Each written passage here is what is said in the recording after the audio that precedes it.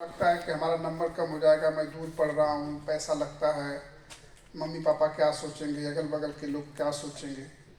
तो ये बोझ बाकी बोझ से ज़्यादा खतरनाक होता है, जिसमें बच्चा कुछ उसके आगे नहीं सोच पाता है। दूसरा होता है पढ़ाई का बोझ।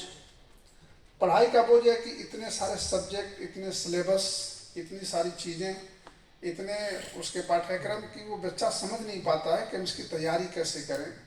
अगर उसका जब परीक्षा होता है उसमें नंबर ऊपर नीचे हो जाता है तो दोस्तों से, मित्रों से, अगल से बगल से उसको हीन भावना आ जाती है कि लोग क्या कहेंगे।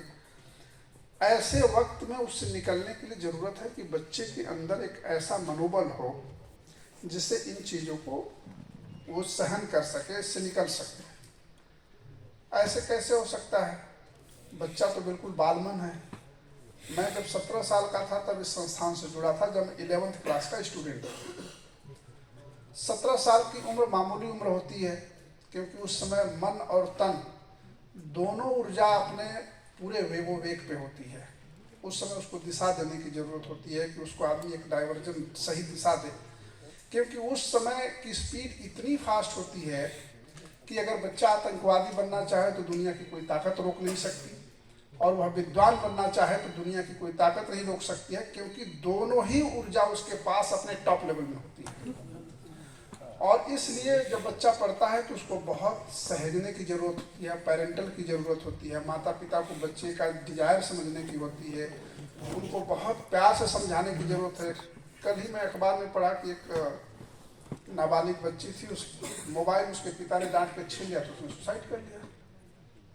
अरे हम इतने कमज़ोर हो गए कि एक मोबाइल छीन गई तो हम सुसाइड कर लगे।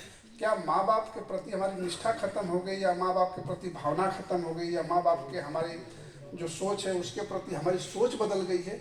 आजकल के बच्चों में बहुत तेज़ी से बढ़ रहा है।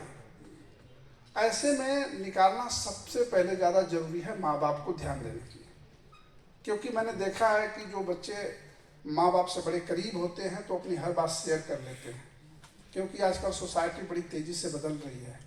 पहले वाले ज़माने में आप देखिए कि बच्चों को गर्लफ्रेंड बॉयफ्रेंड क्या होते थे किसी को पता ही नहीं होता था, कुछ भी पता नहीं था। हम लोग जब 8वीं 9वीं 10वीं में पढ़ते थे तो ये सब चर्चा होती ही नहीं थी।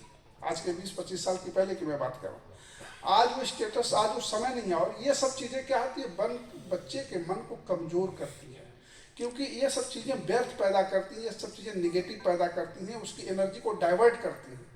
तो जब बच्चे की एनर्जी नेगेटिव तरफ डाइवर्ट होगी तो उससे मन में ताकत आए इसकी संभावना नहीं है। तो सबसे पहले बच्चे को बचपन से ही हम उसको ऐसा इन्वायरमेंट दें, उसको बाध्य नहीं करें, उसको टेस्ट पैदा करें। क्योंकि बच्चे में जैसे मोबाइल का टेस्ट पैदा हो गया और आदमी 12-12 घंटा 14-14 घंटा वो मोबाइल पे घूम रहा है, तो वो जो आदत उसको पड़ जाती है, उसको छुड़ाना आप ज़बरदस्ती नहीं कर सकते, क्योंकि ज़बरदस्ती करेंगे तो उसको ब्रेक नहीं कर पाएगा, और ब्रेक नहीं कर पाएगा तो उसको ख्याल आता है कि माँ बाप तुम्हारे लिए सोचते नहीं, वो सुसाइड कर लेता है। तो बहुत प्यार से, बहुत बहुत धैर्य से बच्चे को कम से कम उसका मित्र बनना हर माँ बाप के लिए बहुत ज़रूरी हो गया है। और ये हमें ध्यान रखना है कि बच्चे की आदत क्या हो रही है। हमारे पास हमारा एक भतीजा पढ़ता है, उसके पिताजी की उम्र जब वो 11 साल था तो उसमें डेथ हो गई थी, हमारे बड़े भाई थे। तो वहाँ गांव में तो आप जानते हैं कि हम लोग उत्तर प्रदेश के रहने वाले हैं, गांव में बच्चों के साथ में खेलना कूदना, गाली देना, इस तरह की आम चीज़ें होती हैं। तो हम उसको लेके यहाँ आए अपने ऑर्गेनाइजेशन में। हमारे यहाँ बच्चे को रखने का कोई ऐसे परमिशन नहीं है, लेकिन चूंकि उसके पिताजी नहीं थे, वो डेथ हो गई थी, तो हमने कहा कि ये बच्चा पता नहीं कहाँ जाएगा, बिगड़ जाएगा। तो हमने सीनियर से बात करके उसको लाया। जब उसको हमने सेंट जॉन्स स्कूल में जब एडमिशन कराया तो उसको हमने मोबाइल दिया, जब कोरोना काल में था, कि तुम इससे अपना एग्ज़ाम पढ़ाई का तैयारी करो। आप जानते हैं मोबाइल माया जाल है, तमाम तरह की चीज़ें खुली हुई हैं, वहाँ पे कोई बाउंडेशन नहीं है। फिर भी उसमें कुछ रिस्ट्रिक्शन होता है, जो उसमें ट्रैकर डाल दीजिए तो इस तरह की आलतू फालतू चीज़ें नहीं आएंगी। फिर मैंने देखा कि वो यूट्यूब पे कुछ सीरियल देखने लगा। अब आदमी बच्चा पढ़ते पढ़ते हो जाता है, फिर थोड़ा सा उसमें डाइवर्ट हो जाता है। तो फिर मेरे साथी जो थे वो बोले कि भाई साहब ये तो ज़्यादातर उसमें सीरियल देखने लगा। तो उसको एक दिन मैंने समझाया, मैंने कहा बेटा तुम जो है ना, ये मोबाइल मुझे लगता है कि कुछ दिन आप रख दो, और बाकी कंप्यूटर में आप ना थोड़ा सा पढ़ लिया करो, क्योंकि इससे मन खराब। हमने उसको डांटा नहीं, मैंने सिर्फ उसको प्यार से समझाया कि ये गलत चीज़ें हैं और तुम्हें अभी अगर आदत पड़ जाएगी तो तुम आगे बड़ा नहीं बन सकोगे। तो मोबाइल हमने रख लिया, करीब 1 साल तक अपने पास रखा रहा। कुछ दिन 2-3 महीना पहले उसको मैंने कहा कि बेटा तुम चले जाते हो, 15 साल का हो गया, 8वीं में चला गया, तो मैंने कहा कि तुम एक मोबाइल रख लो क्योंकि तुमसे बातचीत करने में मेरे को कई बार दिक्कत होती है।